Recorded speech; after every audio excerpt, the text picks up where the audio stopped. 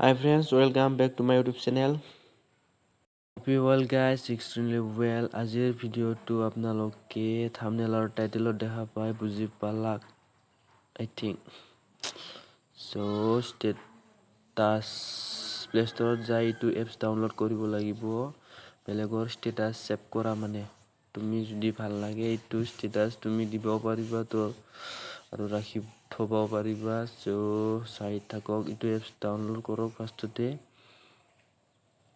তাৰ পিছত আমি WhatsAppত যাই লং কোনি কি ষ্টেটাস দিছে তাক চাই লং। তাৰ পিছত চলো